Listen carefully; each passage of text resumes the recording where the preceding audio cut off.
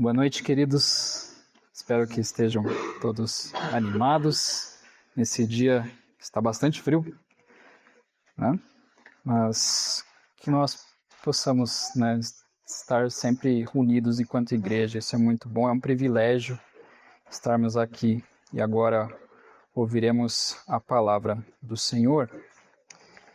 E o texto de hoje, queridos, eu peço que vocês abram em Josué. Estamos na série de sermões no livro de Josué. Estamos caminhando para o final. Olha aí, que maravilha. Deus tem nos ajudado até aqui, né? E agora estamos caminhando para o final do livro. Tivemos no domingo passado a distribuição final ali das terras e agora a gente vai ver uma parte que ficou reservada para Josué. Então abram suas Bíblias em Josué 19, ali a partir do versículo 49. A perícope de hoje, o bloco de hoje, né, decidi dividir, queridos, em 3 partes. A primeira parte a gente vai acompanhar essa distribuição dessa herança a Josué, e ali dos versículos 49 a 51 do capítulo 19 de Josué. E aí veremos um relato das cidades de refúgio no capítulo 20. E logo após veremos na terceira parte, no capítulo 21. Não faremos uma leitura completa porque ela é bem extensa, mas quero que deixem preparados que vamos fazer uma leitura fragmentada. Ok? Então começaremos pela primeira parte, Josué 19, do versículo 49 ao 51, queridos. Espero que todos achem. Vou esperar um momento para que todos abram suas Bíblias. Josué capítulo 19, do verso 49. A palavra de Deus diz assim: Quando acabaram de repartir a terra em herança segundo os seus territórios, os filhos de Israel deram a Josué, filho de Num, uma herança no meio deles. Segundo o mandado do Senhor, deram-lhe a cidade que ele havia pedido, Timnat-Sera, na região montanhosa de Efraim. Josué reedificou a cidade e morou nela. Estas foram as heranças que Eleazar, o sacerdote, e Josué, filho de Num, e os chefes das famílias repartiram por sorteio em herança pelas tribos dos filhos de Israel, em Siló, diante do Senhor, à porta da tenda do encontro. E assim acabaram de repartir a terra. Queridos, aqui a gente encontra um desfecho formalizado da repartição da terra de Canaã aos filhos de Israel. Vemos esse fechamento. Finalmente Canaã é dada aos israelitas. Esse processo é finalizado pela divisão das terras. Até então, a gente viu isso nos últimos sermões, toda a distribuição das 9 tribos e meio que restavam ainda para receber a herança. E aqui a gente tem esse desfecho, a gente tem essa finalização das terras, da herança. E aqui, queridos, vemos a porção reservada para esse líder de Israel, Josué. E apesar de ser bem apropriado que o líder de Israel, nesse caso Josué, recebesse a parte da herança que condizia com dignidade do seu serviço e uma recompensa pelos serviços que ele prestou para todo o povo e principalmente a Deus. E esse presente deveria ser dado, concedido a ele não pelos sentimentos espontâneos do povo, agradecido, por ele ter ali guiado o povo, mas deveria ser dado principalmente segundo o mandado de Deus. Era um presente vindo de Deus para Josué. E isso foi feito, então, a mandado do Senhor e segundo o povo também. E com isso, os israelitas, queridos, dão a cidade de Timnat-Sera, que também era chamada de Timnat-Heres. A gente vai ver isso em Juízes, no capítulo 2, versículo 9, essa variação do nome. E provavelmente seja por essa questão de repartição, de que o Josué recebeu sua herança no final. Porque a palavra de Timnat-Sera, essa partícula sera, significa sobra, em uma tradução mais precisa. E essa cidade ficava em uma região montanhosa da tribo do próprio Josué, que era Efraim, ele era da tribo de Efraim, e era uma região rude, era infértil, era de difícil acesso, e era algo que exigia trabalho. Então era de difícil de se habitar. O texto fala que Josué reedificou, ele reconstruiu a cidade e morou nela. Habitou ali então com a sua família. Queridos, um ponto importante aqui já de início, gostaria de chamar a atenção sobre a liderança de Josué. Durante meses, domingo após domingo, a gente tem visto como Josué tem liderado o povo de Israel. A sua conduta nessa liderança. A gente tem visto de forma fiel, ele guarda a lei do Senhor, ele busca aplicá-la e busca guiar o povo debaixo da submissão da lei do Senhor, da sua palavra. E ele conduz o povo, então, de forma submissa a Deus. Ou seja, pela lógica, como reconhecimento de sua liderança, Josué poderia muito bem ter reivindicado uma parte boa, que é mais próspera, um terreno fértil, mais rico, e que com maior destaque é que, no mínimo, queridos, ele poderia muito bem ter exigido uma terra que desse menos trabalho a ele. No entanto, diferente dos reis, esse líder, ele não tomou para si as primeiras e melhores terras conquistadas.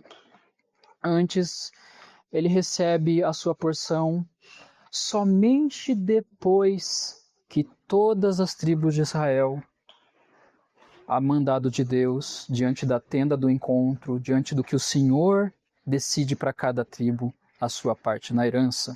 Logo após, então, Josué recebe a sua herança. E ainda assim, ele escolhe uma cidade onde precisa trabalhar, reconstruir, edificar. Então, quero dar uma pequena palavrinha, queridos, para a liderança. Aos líderes que estão aqui, quero chamar um pouquinho de atenção, eu me incluo isso no meio. A gente pode tomar notas da atitude da liderança de Josué. Josué serve como um exemplo piedoso para todos nós que exercemos liderança, quer seja você um líder da igreja, quer ser você um marido que lidera a sua casa. Uma liderança bíblica, uma liderança piedosa, não segue padrões segundo o mundo. Não é uma liderança que oprime, impõe ou busca reconhecimento, conforto, interesses próprios. A liderança segundo Deus é serviço, queridos. E é uma liderança que se entrega, que muitas vezes vai custar tudo. Não procura ser servida, mas serve. E a liderança piedosa, ela não vai criar suas próprias regras. Não.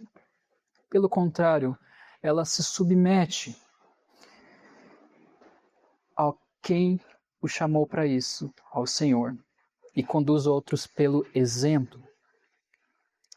A liderança da igreja, isso é algo que devemos prestar muita atenção. Infelizmente, queridos, a gente encontra por aí líderes espirituais que, ao invés de guiar pessoas em submissão e amor à palavra de Deus, buscam reconhecimento, elogios, favoritismos, glória dos homens, por meio de uma vida hipócrita, de meras aparências. Esses buscam agradar mais aos homens e a si mesmo do que agradar ao Senhor. Dessa forma, eles já recebem, então, a sua herança, a sua recompensa aqui nesta vida. Por outro lado, queridos, a gente também pode encontrar uma liderança autoritária, que centraliza tudo na figura do seu líder, que busca proteger mais sua própria imagem, exigindo uma submissão cega, sem questionamentos, e que usa o medo, a culpa ou a pressão para alcançar seus próprios interesses. E aqui é um ponto que devemos estar com bastante alerta. Acho que tá dando um probleminha que está baixando o tempo todo. E aqui eu chamo a atenção, queridos, a igreja, ela deve ficar alerta. Acho que é um probleminha aqui. Acho que agora vai. Ai, obrigado, querido. A igreja, querido, voltando ali, a igreja, ela deve ficar alerta quanto a isso. Inclusive, se em algum momento a liderança da nossa igreja seguir certos padrões, como mencionados anteriormente, uma liderança bíblica, assim como Josué nos mostra, é uma liderança humilde, obediente, cativa à vontade de Deus e que se esforça em seguir seus mandamentos, dia e noite buscando guiar seu povo nos caminhos do Senhor e não esperando com isso o favor dos homens. Aos líderes dos seus lares, nós devemos andar em submissão à palavra de Deus. Isso é inegociável, não negociamos com isso.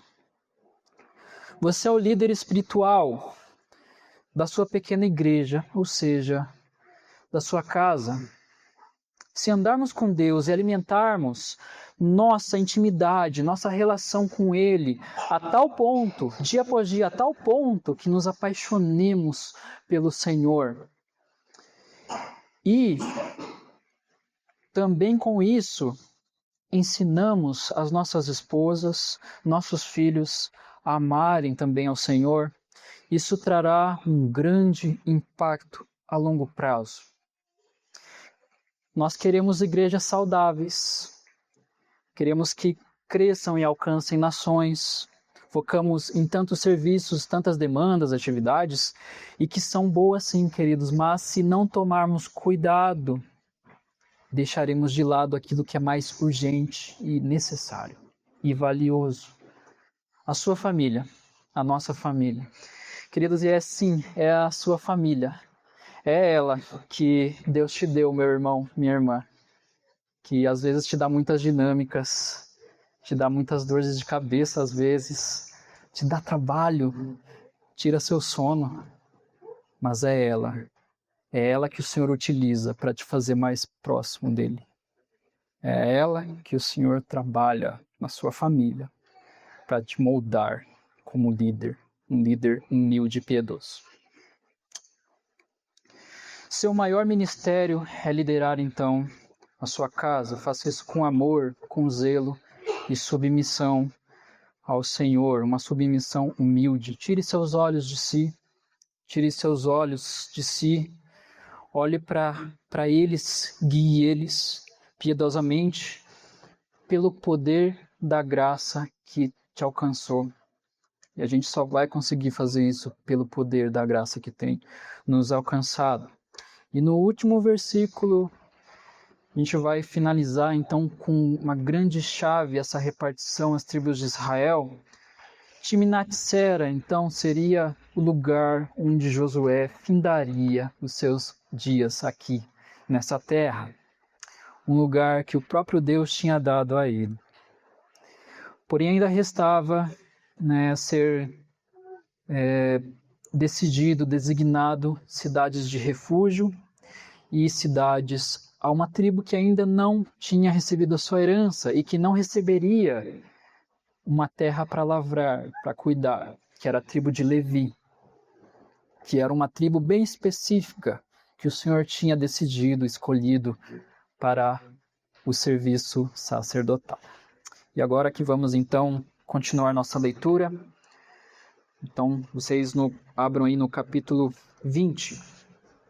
de Josué. A palavra do Senhor diz assim: o Senhor ordenou a Josué: diga aos filhos de Israel, escolham a cidade de refúgio de que lhes falei por meio de Moisés, para que possa fugir para lá o homicida que matar uma pessoa por engano ou sem querer. Essas cidades serão para vocês um lugar de refúgio contra o vingador do sangue. Ao fugir para uma dessas cidades, o homicida involuntário se colocaria junto ao portão da cidade e exporá o seu caso aos anciãos daquela cidade. Então eles o levarão para dentro da cidade e lhe darão lugar para que habite com eles. Se o vingador do sangue o perseguir, não lhe entregarão nas mãos o homicida, porque matou o seu próximo sem querer e não porque o odiava. Habitará nessa cidade até que compareça em juízo diante da congregação, até que morra o sumo sacerdote que estiver servindo naqueles dias. Então o homicida poderá voltar à sua cidade e à sua casa, a cidade de onde fugiu. Assim designaram solenemente Quedes, na Galiléia, na região montanhosa de Naphtali, Siquém, na região montanhosa de Efraim, e Kiriat Arba, ou seja, Hebron, na região montanhosa de Judá. Do outro lado do Jordão, na altura de Jericó, para o leste, designaram Bezer, no deserto, no planalto da tribo de Ruben, e Ramote, em Gileade, da tribo de Gade, e Golã, em Bazã, da tribo de Manassés. São estas as cidades que foram designadas para todos os filhos de Israel e para os estrangeiros que moravam entre eles, para que nelas pudesse se refugiar todo aquele que, por engano, matasse uma pessoa, para que não morresse às mãos do vingador do sangue, até comparecer diante da congregação. Josué 20 atenta para a designação dessas cidades de refúgio. Essas cidades são muito importantes para todo Israel e podemos ver um cuidado direto do próprio Deus, não somente para aquele povo, mas também para o estrangeiro que habitava no meio deles. A designação dessas cidades está detalhada em Números 35, e vamos utilizar esse texto como complemento para essa sessão de Josué 20. O versículo 6 de Números 35 traz a seguinte ordem do Senhor para Moisés: das cidades que vocês darão aos levitas, 6 serão cidades de refúgio, as quais vocês darão para que nelas se acolha o homicida. E no versículo 14 do mesmo capítulo de Números 35, vemos que as 6 cidades deveriam ser dispostas 3 de cada lado. O trecho diz o seguinte: 3 dessas cidades devem ficar deste lado do Jordão e 3 devem ficar na terra de Canaã. Serão cidades de refúgio. As cidades designadas eram Quedes, Siquém e Kiriat Arba, do lado ocidental do Jordão. Bezer, Ramote e Golã ficavam do lado oriental. E eram estrategicamente colocadas lá. Elas foram pensadas para que qualquer pessoa em toda a extensão de terra repartida, qualquer um que matasse acidentalmente alguém, poderia recorrer a ela um passo de meio-dia, mais ou menos. Então, eles deveriam correr até lá. Não seria necessário correr por um prolongamento maior de tempo, mas em 12 horas aproximadamente, em meio-dia, eles conseguiriam alcançar em qualquer lugar que eles estivessem da terra repartida às tribos de Israel. De norte a sul, elas fariam, então, essa cordilheira, tanto de um lado quanto do outro do Jordão. E essas cidades também vão compor as cidades dos levitas, que a gente vai ver no próximo capítulo. E era para proteger esse homicida involuntário. De acordo com a lei da aliança, quando uma pessoa era assassinada, cabia ao vingador do sangue. Vingador do sangue era geralmente aquele parente mais próximo, ou um vizinho dessa vítima. E ele deveria executar a justiça contra o homicida. A própria lei determinava a pena de morte para o homicídio intencional. Números 35, dos versículos 16 a 21, ele apresenta alguns exemplos desse tipo de homicídio voluntário, né, de querer matar alguém. Então, dos tipos são esses: matar alguém com instrumentos de ferro, pedra, madeira, agindo com ódio, inimizade ou intenção deliberada. Em todos esses casos, o homicida deveria ser morto pelo vingador do sangue. Por outro lado, a lei também distinguia situações em que a morte ocorria sem intenção. Nos versículos 22 e 23 de Números 35 vai trazer isso. Os casos são esses: empurrar alguém sem inimizade, lançar algum objeto sem má intenção, causando então assim uma morte acidental. A ideia aqui, queridos, não é querer matar alguém, mas por algum acidente a morte veio, alguém causou a morte de alguém acidentalmente. Em resumo, funcionava da seguinte forma: a cidade de refúgio servia para esse tipo segundo aqui, quem matava acidentalmente, um homicida involuntário. Funcionava assim: fulano, sem nenhuma intenção, matava alguém. E ele não quis fazer isso, mas aconteceu. Então ele iria o mais rápido possível buscar uma dessas 6 cidades de refúgio, dependendo de onde que ele estava, onde ele habitava. E essas cidades eram sinalizadas. Elas tinham um largo espaço para que fosse de fácil acesso. Frequentemente eles trabalhavam a manutenção dela para que nada de empecilho pudesse atrasar ainda mais essa fuga para as cidades. E assim, fulano deveria buscar as autoridades à porta dessa cidade e expor o seu caso a eles. Se a declaração dele condissesse com os critérios mencionados anteriormente, ele seria acolhido pelas autoridades, até ser julgado pela congregação. Se o veredito lhe fosse favorável, o fulano então não seria morto pelo vingador do sangue, passaria então a habitar ali, naquela cidade de refúgio, não podendo sair da cidade, dos portões da cidade de modo algum, até que o sumo sacerdote daquele período morresse. Porém, se ele fosse condenado, aí sim o vingador do sangue, parente mais próximo da vítima, o vizinho, deveria então matar o fulano. E outra coisa, se durante essa estadia do fulano, ele está lá na cidade de refúgio, ele foi dado carta branca, ele não pode, ele não vai ser condenado com morte, mas ele não deve também sair daquela cidade até que o sumo sacerdote morresse. Se ele saísse, o vingador do sangue poderia então matá-lo sem que a condenação caísse sobre o vingador do sangue. De uma forma ou de outra, queridos, a contaminação da terra prometida por derramamento de sangue só podia ser eliminada, essa contaminação, do mesmo modo: derramamento de sangue. Então, o derramamento de sangue contaminava a terra e somente poderia descontaminar derramando sangue. E o assassino condenado deveria ser executado, e a morte do sumo sacerdote eliminaria a impureza do homicídio não intencional. Então, se era acusado, deveria ser morto. Se não era acusado, ele deveria permanecer ali até que o sumo sacerdote, então, morresse. De uma forma ou de outra, o sangue seria derramado, tanto pela vingança do vingador do sangue, como o sumo sacerdote morrendo.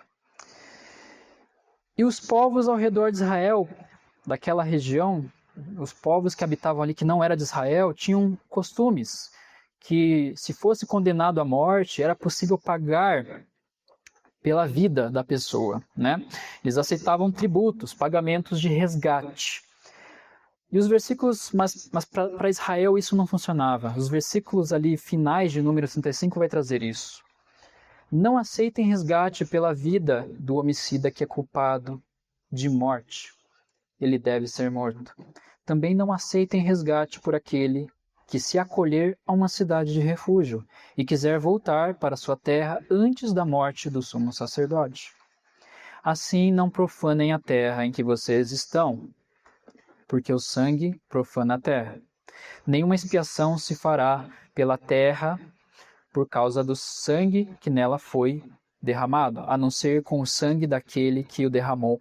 Portanto, não contamine a terra na qual vocês vivem, no meio dela, no qual eu habito, pois eu, Senhor, habito no meio dos filhos de Israel. Cuidado do Senhor aqui, queridos, era para que o povo de Israel continuasse usufruindo das bênçãos da aliança, das bênçãos de Deus e de suas promessas. O derramamento de sangue profanaria a terra. E se a terra e o povo de Israel se contaminassem pelo sangue derramado, o Senhor não poderia mais habitar ali com eles. E aqui temos uma outra aplicação. Essas cidades apontavam graciosamente para algo muito maior. Jesus Cristo, o verdadeiro refúgio. As cidades estavam estrategicamente colocadas, localizadas para que oferecessem acesso a todo o território, por todo aquele que precisasse recorrer a elas. Jesus Cristo está acessível a qualquer pessoa que busca a Ele, que busca refúgio em seus braços. As cidades de refúgio ofereceriam uma segurança temporária para o homicida que em um momento de crise buscava salvação dentro de suas portas, de seus portões. Somente com o sangue do sumo sacerdote, sua morte poderia libertar o homicida. E muitas vezes é necessário esses momentos de crise, que eles aconteçam para levarem pessoas a buscarem refúgio nos braços de Jesus Cristo, sumo sacerdote eterno, que oferece não uma salvação temporária, mas uma salvação eterna. Somente quando confrontados pelo Espírito Santo, nós conseguimos enxergar isso. Essa podridão das nossas obras e de nosso pecado. Somente pelo Espírito Santo que nos acusa. Estávamos lá também, cuspindo no seu rosto, dando tapas, humilhando ele, com palavras e ações, flagelando sua pele com açoites, colocando espinhos em sua cabeça, pregando pregos em suas mãos e seus pés, e levantando ele até que sua vida se esvaísse. Nosso pecado causou a morte do Filho de Deus. Somos culpados do sangue do Senhor. Somos culpados e merecemos a morte. E só podemos ver isso, queridos, porque alguém nos acusou, e esse alguém é o Espírito Santo de Deus, que nos atingiu bem no nosso coração. A gente só consegue enxergar isso, uma obra sobrenatural do Senhor.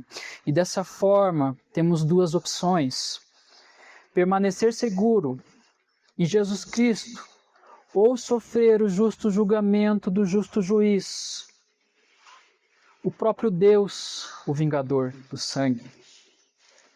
Essas 6 cidades, queridos, elas foram designadas para representar o alívio que o Evangelho oferece a pecadores arrependidos. Em Jesus Cristo, e aqui temos a grande verdade, nosso sermão de hoje, em Jesus Cristo, pecadores arrependidos encontram o verdadeiro refúgio e proteção contra a maldição da lei e a ira de Deus. Indo para a terceira e última parte do nosso sermão, vamos olhar agora para as cidades dos levitas. Faremos a leitura dos versículos 1 até o 8 e depois a gente vai pular para o final dos versículos 43 ao 45. O trecho que vamos pular é uma lista detalhada das cidades que foram distribuídas aos levitas. Então peço que tomem compromisso de ler com mais tempo em casa todo esse detalhe, dessa descrição minuciosa da repartição, então, dessas cidades aos levitas. Vamos ler, então, Josué 21, do versículo 1 até 8. A palavra do Senhor diz assim: Então os chefes das famílias dos levitas se aproximaram de Eleazar, o sacerdote, de Josué, filho de Num, e dos chefes das famílias das tribos dos filhos de Israel, em Siló, na terra de Canaã, e lhes disseram: O Senhor ordenou, por meio de Moisés, que nos fossem dadas cidades para morar, e também os seus arredores para os nossos animais. E os filhos de Israel deram aos levitas da sua herança, segundo o mandado do Senhor, algumas cidades e os seus arredores. A sorte saiu para as famílias dos coatitas. Assim, os levitas, que eram descendentes do sacerdote Arão, receberam por sorteio 13 cidades das tribos de Judá, Simeão e Benjamim. Os outros filhos de Coate receberam por sorteio 10 cidades das famílias da tribo de Efraim, da tribo de Dan e da meia tribo de Manassés. Os filhos de Gerson receberam por sorteio 13 cidades das famílias da tribo de Issacar, da tribo de Aser, da tribo de Naftali e da meia tribo de Manassés, em Bazã. Os filhos de Merari receberam por sorteio, segundo as suas famílias, 12 cidades das tribos de Ruben, Gade e Zebulon. Os filhos de Israel deram aos levitas estas cidades e os seus arredores por sorteio, como o Senhor havia ordenado por meio de Moisés. Agora vamos para a parte final do capítulo, no versículo 43. Desta maneira o Senhor deu a Israel toda a terra que, sob juramento, havia prometido dar a seus pais. Eles tomaram posse dela e habitaram nela. O Senhor lhes deu repouso ao redor, segundo tudo o que havia jurado a seus pais. Nenhum de todos os seus inimigos resistiu diante deles, e todos eles o Senhor entregou nas mãos dos filhos de Israel. Nenhuma promessa falhou de todas as boas palavras que o Senhor havia falado à casa de Israel. Tudo se cumpriu. Primeira parte desse capítulo, dos versículos 1 a 8, a tribo de Levi, até então, havia sido mencionada na distribuição, não havia sido mencionada na distribuição por se tratar de um grupo bem seleto designado a serviço do Senhor, exclusivamente a serviços sacerdotais. E por isso ela não recebeu essa porção para lavrar a terra, para cuidar dela, mas recebeu cidades para usufruir dos arredores dali, para morar, habitar e usufruir dos arredores, das pastagens para os seus animais. O capítulo ele relata a distribuição, então, de 48 cidades e suas pastagens. A distribuição foi equilibrada, segundo a herança de cada tribo, ou seja, a tribo que havia uma extensão de terra maior ofereceria então um número maior de cidades aos descendentes de Levi, e a tribo que havia recebido uma porção menor daria também uma porção equilibrada, condizente com a porção de terra que eles haviam recebido. A distribuição dessas cidades foi proporcional e equilibrada. E a gente vê isso em todo o detalhamento da leitura. Do verso 9 ao 19, as cidades vão para os descendentes de Arão, os coatitas que eram descendentes de Arão. São 13 cidades e uma delas, Kiriat Arba, era uma cidade de refúgio. Do versículo 20 ao 26, os demais coatitas vão receber 10 cidades. Uma delas é Siquém, uma cidade de refúgio. Do versículo 27 ao 33, os levitas, descendentes de Gerson, os gersonitas, recebem 13 cidades, e 2 delas são cidades de refúgio, Golã e Quedes. E aos descendentes de Merari, os Meraritas, recebem 12 cidades, sendo 2 delas cidades de refúgio, Bezer e Ramote. E aqui vemos mais uma vez a fidelidade do Senhor. O autor do livro, ele reforça, relatando essa narrativa, essa distribuição. E reforça que a palavra do Senhor deve ser cumprida. O Senhor havia prometido uma herança aos levitas, prometido a Moisés, anos atrás, que não teriam terra para lavrar, cuidar, mas que habitariam no meio de todo o povo de Israel. Percebam, queridos, que Israel confiou no Senhor, pois sua palavra se cumpriu. Apesar de não termos aqui uma narrativa emocionante, como nos capítulos anteriores, feitos extraordinários, mesmo assim, ele traz um peso teológico e muito valioso tomar o Senhor pela sua palavra. É muito bom estarmos estudando nos grupos pequenos, a gente está vendo o livro de Êxodo, ao mesmo tempo a gente está vendo os sermões em Josué e a gente consegue ver o antes e o depois, quando o Senhor está prometendo a Israel em Êxodo e quando o Senhor está cumprindo a sua promessa em Josué. É muito lindo, é muito bom ver isso, porque o Senhor cumpre a sua promessa, a sua palavra não falha. E é importante notar que agora nos capítulos finais de Josué, o livro se encaminha para uma conclusão centrada em questões de adoração, lealdade exclusiva a Deus. E não é à toa que a distribuição da parte dos levitas tenha sido feita somente depois que a distribuição das terras às tribos de Israel foram feitas. Isso fica muito evidente ao longo do capítulo, assumindo uma forma de doxologia. A própria distribuição dessa tribo em toda a nação de Israel apontava para isso, adoração. A tribo de Levi foi separada por Deus para servir espiritualmente o povo de Israel, dedicando então com cuidado do culto, ensino da lei, auxílio e serviço no tabernáculo, posteriormente vai ser no templo. E isso tudo, lidando com questões de justiça, como a gente viu no caso da cidade de refúgio, eram os sacerdotes levitas que cuidavam disso. E isso, meus irmãos, deve acontecer para nós hoje. Isso deve acontecer para a igreja. A teologia, ela deve se tornar doxologia. O conhecimento tem que terminar em contemplação e adoração ao Senhor. Nossos esforços em buscar conhecimento de Deus, deve servir para o propósito maior, que é contemplá-lo, vivê-lo, experimentá-lo. Isso precisa ser real em nossa igreja.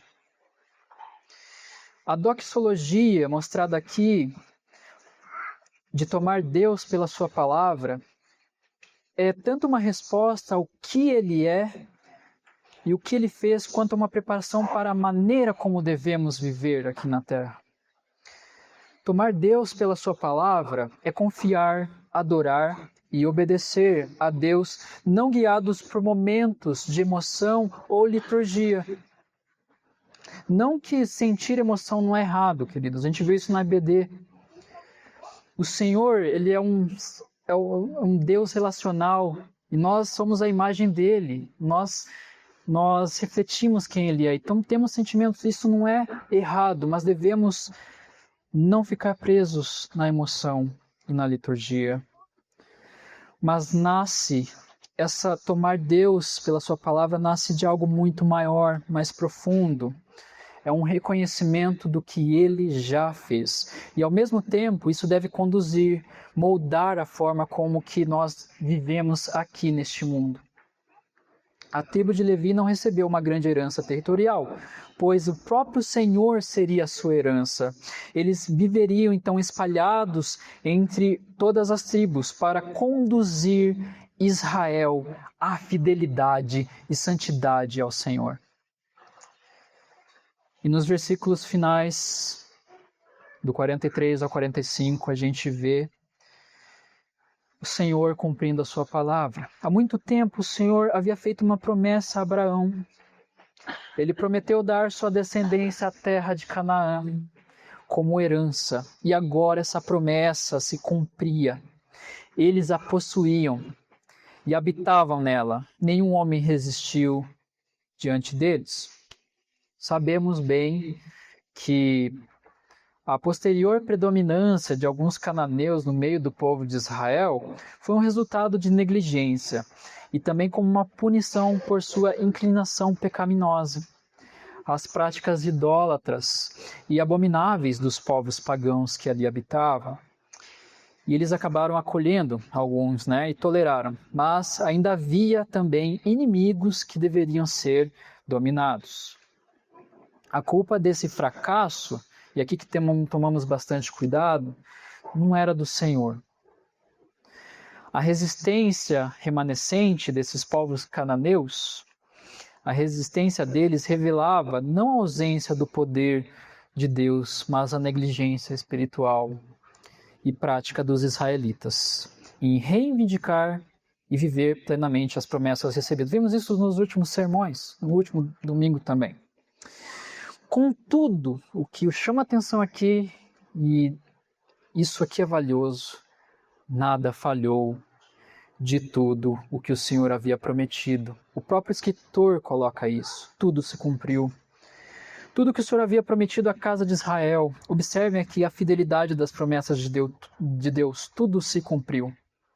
O Senhor cuidou daquele povo, tirou eles do Egito com uma mão poderosa, a gente está vendo isso nos grupos pequenos. O Senhor alimentou eles pelo deserto de forma sobrenatural. O Senhor venceu as batalhas deles e finalmente deu abrigo. E por último, finalizando com todos esses povos sobre a terra conquistada e os levitas habitando em cada parte dela, o Senhor então habita no meio do povo. Israel se estabelece como a nação de Yahweh, o Senhor, e ele habita com seu povo, diante de um Deus, queridos, que cumpre tudo o que promete. Só resta então parafrasear, ou melhor, citar ipsis literis o pastor Felipe aqui. Uau! Uau! Uau! E aqui vamos para algumas aplicações finais. Quem aqui já teve a oportunidade de ler as Crônicas de Nárnia? De assistir, pelo menos, Eu recomendo o livro. Bem melhor, né? Quem não leu, leia. Muito bom. C.S. Lewis.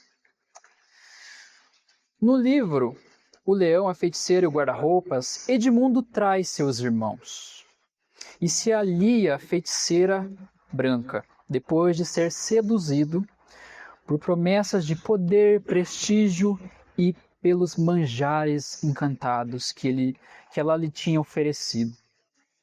Movido por pleno egoísmo, por inveja, ele revela informações sobre seus irmãos e acaba se colocando sob a autoridade da feiticeira. Segundo a magia profunda de Nárnia, todo traidor pertencia legitimamente a ela e sua vida lhe era exigida como condenação. Aslan, o leão, intervém após uma longa conversa com a feiticeira, tudo se resolve, como vemos no finalzinho do capítulo 13 desse livro. A citação é a seguinte: finalmente ouviu-se a voz de Aslan, venham todos, tudo resolvido. Ela renunciou ao direito que tinha ao sangue de Edmundo. Pela encosta ouviu-se um ruído, como se todos tivessem começado a respirar ao mesmo tempo. Foi um pipocar de opiniões. A feiticeira, com uma expressão de feroz alegria, já estava se afastando quando parou e disse: mas quem me garante que a promessa será cumprida? Rar. Não foi uma boa imitação. As crianças em casa fazem bem melhor. Mas o leão rugiu. Imaginem um leão rugindo, e era Aslan. Rugiu então Aslan, erguendo-se do trono. e suas fauces, suas mandíbulas, ficaram escancaradas. O rugido ribombou. A feiticeira atônita agarrou a saia e fugiu, como se tivesse a vida em perigo. Então Aslan faz um acordo secreto com a feiticeira. Ele se entregaria no lugar de Edmundo, ou seja, Edmundo seria poupado. Mas Aslan morreria em seu lugar, sobre a mesa de pedra. E aí todas aquelas criaturas vão fazer como se fosse um corredor e vão zombar enquanto Aslan vai caminhar até lá. Cortam-lhe a juba e vimos as consequências dos atos de Edmundo no finalzinho do capítulo 14. Por fim, a feiticeira aproximou-se, parou junto à cabeça do leão, seu rosto vibrava e contorcia-se de ódio, o dele sempre calmo. Olhava para o céu com uma expressão que não era nem de ira nem de medo, um pouco triste apenas. Um momento antes de desferir o golpe, a feiticeira inclinou-se e disse, vibrando com a voz: "Quem venceu, afinal, louco?" Pensava com isso poder redimir a traição da criatura humana. Vou matá-lo no lugar do humano, como combinamos, para sossegar a magia profunda. Mas quando estiver morto, poderei matá-lo também. Quem me impedirá? Quem poderá arrancá-lo das minhas mãos? Compreenda que você me entregou Nárnia para sempre, que perdeu a própria vida sem ter salvo a vida da criatura humana. Consciente disso, desespere e morra. Aí, se vocês quiserem saber o restante da narrativa, leiam. Não vou contar mais spoilers por aqui. Queridos, Jesus Cristo é o nosso modelo perfeito de liderança. Nele encontramos refúgio perfeito, um refúgio seguro e eterno. E somente por ele podemos, então, conhecer, adorar e obedecer a Deus. É essa ordem. Você quer ser um bom líder espiritual da sua igreja? Olhe para ele. Você quer ser um bom líder espiritual de sua casa, da sua família? Olhe para ele. Mas é difícil, eu não consigo. Eu falho tanto com a minha família, eu falho com minha esposa, eu falho com meus filhos, eu falho com a minha igreja. Mas, queridos, é essa dinâmica mesmo. Você vai falhar. Porque isso não é sobre você e nem sobre o que você faz, mas é sobre quem Ele é e o que Ele faz em nossas vidas. Ele não falha. Corra para Ele. Mas, Senhor, eu pequei de novo. Sim, se arrependa. Chore. E se entristeça. É necessário que você veja o quão seu coração é perverso, inclinado a adorar tantos ídolos. E porque Ele te ama, Ele vai quebrar, vai moer, cidade após cidade, ídolo após ídolo, um por um, até que não sobre nada a não ser Ele na sua vida. Mas, Senhor, eu não consigo obedecer meu pai, não consigo obedecer a minha mãe. Eu não consigo atender e cumprir o meu papel em casa. Eu não consigo ser um bom marido, ser uma boa esposa, um bom pai, uma boa mãe. Eu não tenho uma liderança amorosa no meu dia a dia. Eu assumo um papel que não é meu. Me sinto que eu não sou constante. Não consigo tolerar, não consigo amar meu irmão. Eu não consigo amar aquele que me trata mal e que quer ver o mal. Sim, queridos, de fato a gente não vai conseguir. Se insistimos em olhar para nós mesmos e para outras pessoas, não vamos encontrar um verdadeiro refúgio nas pessoas ou nas coisas. Não é ali que a gente deve recorrer. Precisamos fitar nossos olhos para Jesus e correr para Ele, e não fugir dele, mas correr para Ele. Corra para Ele, é Ele que trabalhará em você e completará a boa obra que tem começado na sua vida, meu irmão e minha irmã. Precisamos fitar nossos olhos para Jesus e correr para Ele. Se você está aqui e ainda não foi salvo, ainda não creu no Evangelho, o convite é para você. Corra o quanto antes para os braços amorosos do Senhor, se arrependa de sua vida vazia e sem sentido, de seus pecados, reconheça o Senhor Jesus como Senhor e Salvador da sua vida, pois Ele está acessível a você. Você pode conversar com Ele hoje. Exponha seu caso aos pés do sumo sacerdote. Ele te entende, Ele te ama. Ele sabe muito bem o que se passa aí no seu coração, no mais profundo do seu coração. E Ele te perdoa, Ele te dá abrigo debaixo das suas asas e promete estar com você até o último da sua vida aqui nessa terra. Corra para essa cidade, essa fortaleza, que é um refúgio e socorro bem presente em tempos de angústia. O Senhor habita com seu povo.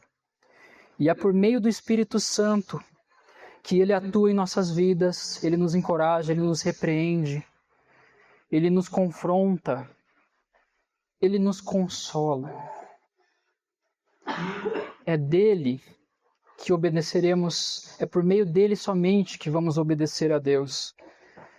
E é somente por ele que vamos deixar de fazer aquilo que não deve ser feito, queridos, e fazer o que deve ser feito. É assim que ele nos faz mais parecidos com Jesus, nosso modelo perfeito de liderança, nosso Salvador. É dessa maneira que ele trabalha em nossos corações, e tudo isso para a glória dele, queridos. Amém?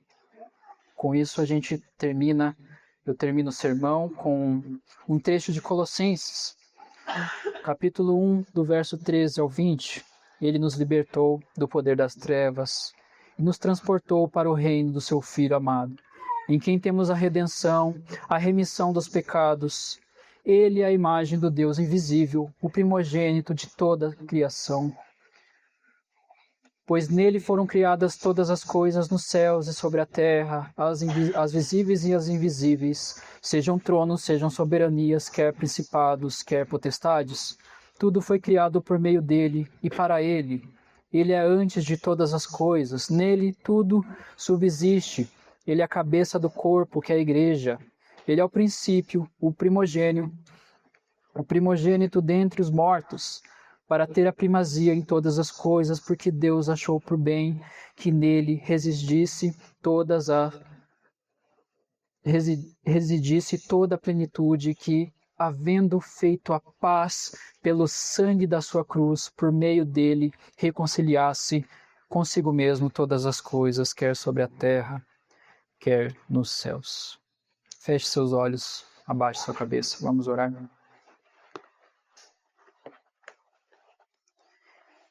Senhor nosso Deus, Pai querido, diante de Ti, diante da Tua palavra, nossos corações se prostram na Tua plenitude, na Tua presença. Pai, nós somos Teu povo, Tua igreja. O Senhor comprou ela pelo Teu sangue na cruz. Pai querido, diante da Tua palavra, nós só podemos Te dar graças. Nós só podemos Te agradecer. Pai, a morte, a acusação da lei. Pai, não somos perfeitos. Pecamos contra o Senhor. Agimos querendo seguir os nossos corações.